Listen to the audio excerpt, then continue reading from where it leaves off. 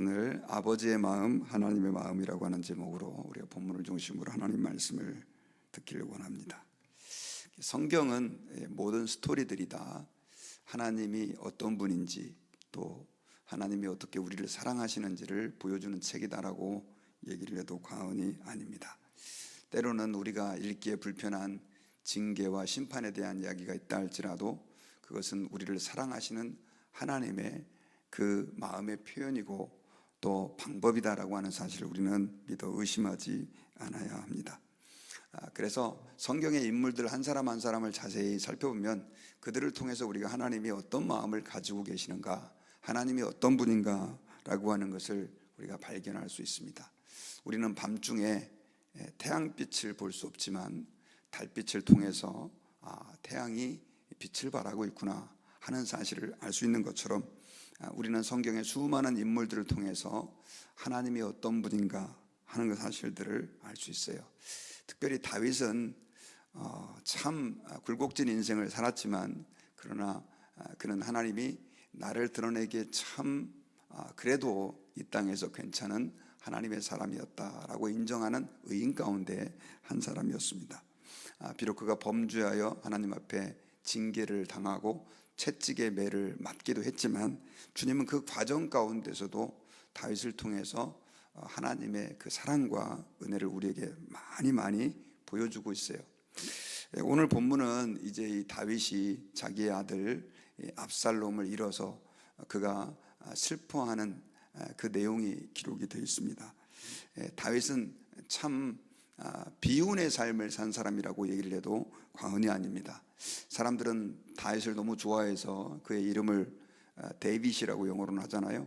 그 데이빗이라고 하는 이름이 얼마나 미국에 사람들이 많이 씁니까?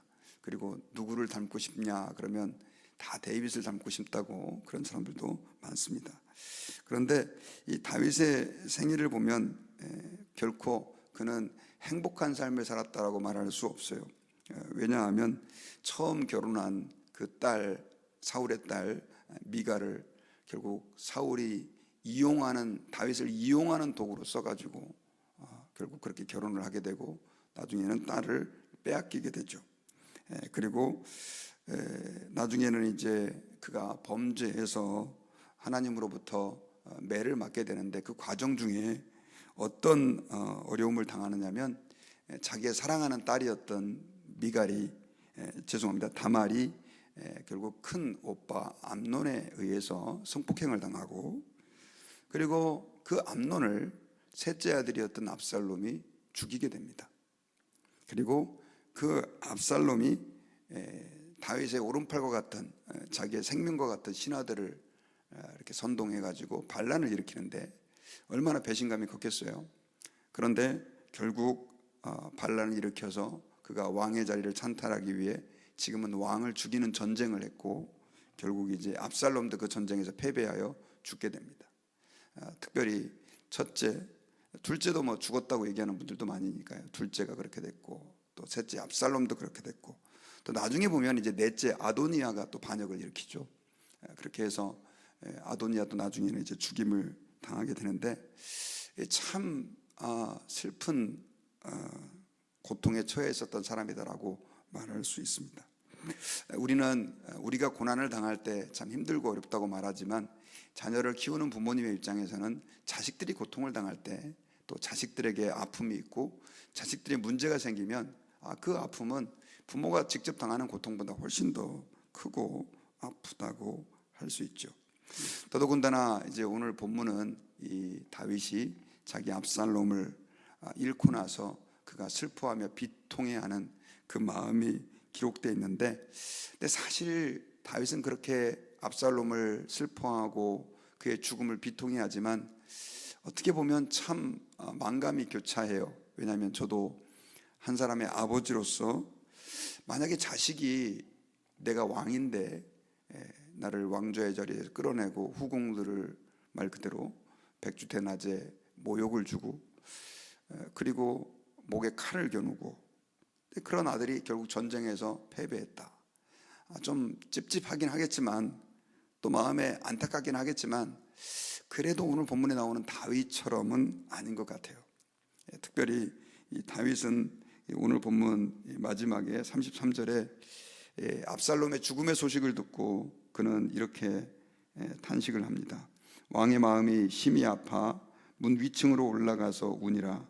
그가 올라갈 때 말하기를 내 아들 압살롬아, 내 아들, 내 아들 압살롬아, 차라리 내가 너를 대신하여 죽었다면 압살롬 내 아들아, 내 아들아 하였더라.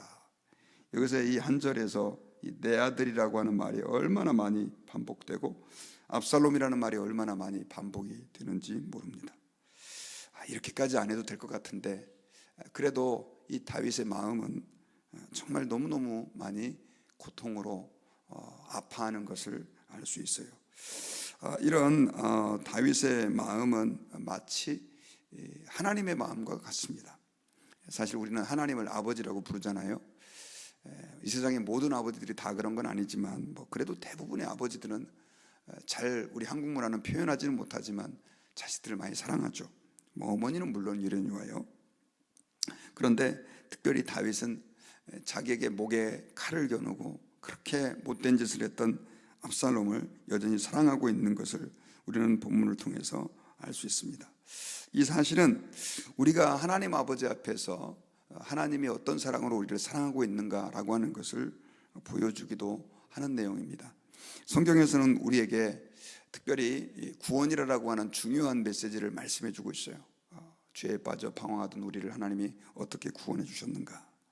그래서 우리가 죄인 된 상태에 있었던 그런 존재인 것을 계속해서 말씀을 하는데, 그런데 이 성경에는 우리를 죄인이다라고 하는 용어보다는 어떤 때는 원수되었던 너희라고 하는 표현도 사용합니다.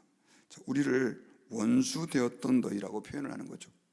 특별히 로마서 5장 8절 우리가 잘 알고 있는 말씀은 우리가 아직 죄인 되었을 때 그리스도께서 우리를 위하여 십자가에 못 박혀 죽으심으로 하나님께서 우리에게 대한 자기의 사랑을 확증하셨다. 그러니까 우리가 죄인일 때 하나님은 우리를 사랑했고 또 아들을 십자가에 내어주셨다. 이런 표현이 기록되어 있죠. 그런데 바로 그 뒷구절 로마서 5장 10절에서는요 이렇게 표현되어 있죠. 곧 우리가 원수되었을 때 그의 아들의 죽음으로 말미암아 하나님과 화목하게 되었은즉 화목하게 된 자로서 더욱 그의 살아나심으로 말미암아 구원을 받을 것이다. 자, 우리를 하나님의 원수였다고 표현하고 있죠. 제가 어제도 말씀드렸지만 다윗은 압살롬이 그의 아들이기도 했지만 지금은 완전한 원수가 되었습니다. 그 아들을 사랑하는 그 마음을 압살롬은 완전히 원수로 돼 갚은 것이죠. 세상에 이런 못된 아들이 어디 있겠습니까? 그런데도 불구하고 아버지는 여전히 그 아들 압살롬을 사랑했지요. 특별히 여러분 오늘 본문에 보면은요, 이 압살롬이 죽은 소식을 이 요압과 아히마아스가 어떻게 다윗에게 전달할 것인가 고민하는 내용이 등장을 합니다. 이 압살롬은 그가 죽었을 때 어제 말씀드렸던 것처럼 그 패인 구덩이죠. 아마도 우물을 찾기 위해서 파놓은 구덩이 같은데 아마 물이 말라서 물은 없었던 것 같아요. 거기에 그를 던져놓고 돌무더기로 그를 이렇게 무덤을 만듭니다. 급하니까 그렇게 장례를 지낼 수 있다고 할지 모르겠지만 이것은 하나님의 저주를 받았다는 뜻이에요. 이 여리고성 전쟁 때 아간이 결국 그 전리품 중에 일부를 숨겨가지고 제비 뽑아서 돌에 맞아 죽게 되고 그를 돌무더기에 쌓지 않습니까? 시체를 돌무더기에 쌓는다라고 하는 것은 저주받은 자의 죽음이라는 뜻이에요. 더더군다나 그가 나무에 머리가 걸려서 죽음을 당하지 않습니까? 신명기서 21장 말씀대로 나무에 달린 자는 저주를 받았다라고 하는 뜻이에요. 그러니 이 압살롬은 철저하게 저주를 받은 거죠. 그런 죽음이 있은 후에 이 요압과 특별히 오늘 아히마아스가는 어떻게 이 소식을 전할까 고민하다가 아히마아스가 제가 가서 왕에게 소식을 전달하겠습니다. 이런 얘기를 했을 때 요압이 말립니다. 왜 말렸냐면 다윗이 얼마만큼 압살롬을 사랑했는지를 알았기 때문이래요. 제가 이런 생각을 해봤어요. 만약에 내가 요압이었다 그러면 그 압살롬을 어떻게 했을까? 죄송하지만 저 같아도 압살롬을 죽일 수밖에 없었을 것 같아요. 저는 요압을 그렇게 막 나쁜 사람이라고 생각하지는 않지만 뭐 그냥 일반적인 보통 사람, 기회주의자, 뭐 좋은 길을 찾아가려고 하는 사람 가운데 한 사람이라고 볼 수 있어요. 그런데 지금 왕은 그 아들에 대한 연민의 정 때문에 자기의 목이 달려있는, 그리고 말 그대로 백성들이 수만 명이 죽어갈 수 있는 이 전쟁에서 압살롬을 죽이지 말라고 하니 그 명령을 요압의 입장에서는 따를 수가 없는 거예요. 더더군다나 군을 직접 지휘하는 요압의 입장에서는 더 어려웠던 거죠. 그래서 그를 죽였긴 했지만 이제 이 소식을 전하지를 못하는 겁니다. 그래서 이제 아마 아히마아스가 제가 가서 지혜롭게 잘 얘기를 하겠습니다 얘기를 했는데 요압은 말리죠. 그리고 그 대신 외국인이었던 구스 사람을 대신해서 보냅니다. 그는 말 그대로 직접적인 이 소위 말하면 이해관계가 얽혀 있지 않았기 때문에 소식을 그냥 냉정하게 전할 수 있는 사람이었고, 아마 이것도 생각을 했던 것 같아요. 왕이 화가 나가지고 자기 명령을 어겼다고 그 소식을 전한 사람을 죽일 수도 있었지 않습니까? 옛날에 사울의 죽음을 전한 그 아말렉 사람을 왕이 살려두지 않았잖아요. 그래가지고 아마 그런 두려움도 있었던 것 같아요. 그래서 구스 사람을 보냈는데 이 아히마아스는 다윗이 너무 괴로워할 걸 알고 그가 왕의 마음을 조금이라도 좀 누그러뜨려 보고자 다시 요압에게 요청을 해가지고 왕에게 달려가가지고 먼저 이 전쟁에서 이긴 소식을 좀 전해서 기쁘게 해놓고, 그 다음에 이제 아들 압살롬의 죽음을 듣도록 하나의 완충장치를 마련하기 위해서 결국 허락을 받고 지름길로 뛰어가가지고 왕에게 먼저 이야기를 하죠.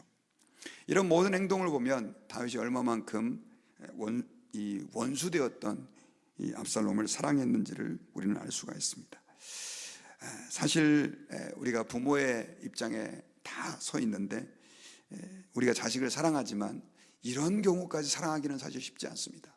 그런데 오늘 본문에 다윗이 이렇게 압살롬을 위해서 슬퍼하고 고통스러워하는 마음, 물론 거기에는 자기가 범죄한 대가라고 하는 그 마음도 있었겠지만 이것은 그 다윗의 마음을 통해서 하나님이 얼마만큼 우리를 사랑하고 있는지를 보여주는 하나의 메시지이기도 하다는 사실을 기억해야 합니다. 우리는 하나님 아버지 앞에서 사실 원수와 같은 존재였습니다. 하나님을 믿는다고 하면서도 얼마만큼 하나님을 의지하지 않고 이 세상을 의지하고 또 물질을 의지하고 세상의 쾌락을 의지하고 사람을 의지하고 사는지 몰라요. 하나님을 주님이라고 부르고 눈물을 흘리고 주님께 은혜를 구하며 살려달라고 할 때도 있지만, 조금 주님이 우리에게 기쁨과 은혜를 주시면 우리는 언제 그랬냐는 듯이 그렇게 하나님을 거역하고 하나님의 마음을 아프게 해드리는지 모릅니다. 그럼에도 불구하고 하나님은 우리를 여전히 사랑하고 계신다는 것입니다. 어떤 분들은 구약은 하나님이 무서운 하나님이고 신약은 하나님이 좋은 하나님이다라고 성경을 그렇게 이원론적으로 푸는 사람들도 있지만 절대로 그렇지 않습니다. 말씀드렸던 것처럼 범죄한 가인을 위해서도 하나님은 표를 주셔가지고 그를 보호해 주시고, 범죄한 아담과 하와에게 여자의 후손을 약속해 주심으로 구원을 우리에게 말씀해 주신 하나님이시라는 사실을 우리는 잊지 않아야 합니다.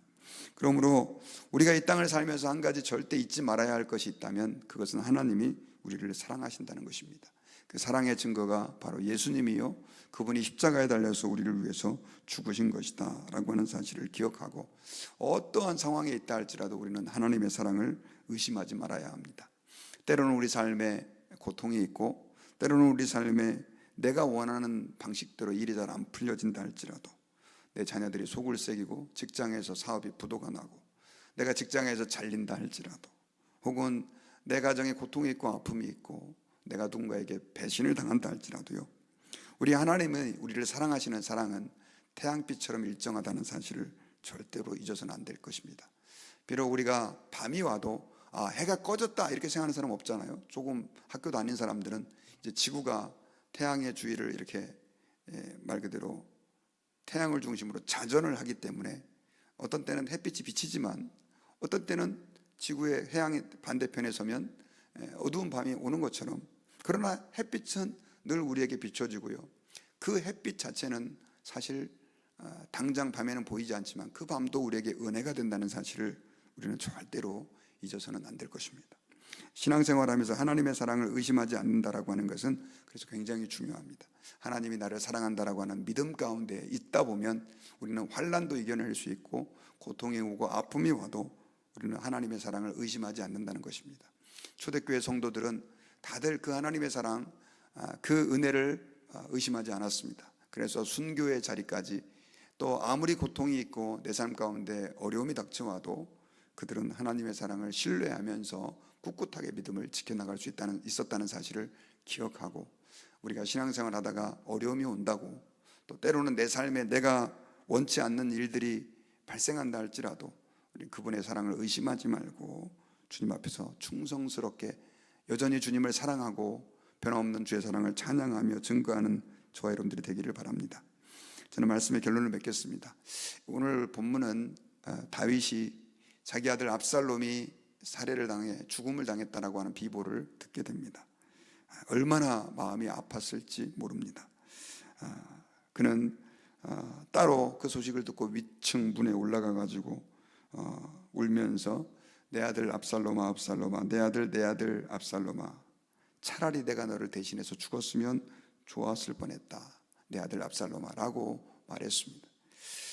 참 아버지로서의 그 고통과 아픔이 이 안에 얼마나 깊이 스며 있는지 모릅니다. 이런 다윗의 마음은 우리를 사랑하시는 하나님의 마음과 일맥상통합니다. 원수 같았던 아들, 세상적으로 봤을 때는 속이 시원해서 쾌재를 불러도 안타깝지 않은 상황에서 다윗은 오히려 그 아들의 죽음을 아파하고 힘들어하고 고통스러워하는, 우리 하나님이 그런 사랑으로 우리를 사랑한다는 사실을 우리는 의심하지 말고 어떠한 상황에서도 그분의 사랑을 신뢰하고 감사하는 저와 여러분들이 되시길 주의 이름으로 축원합니다. 기도하겠습니다.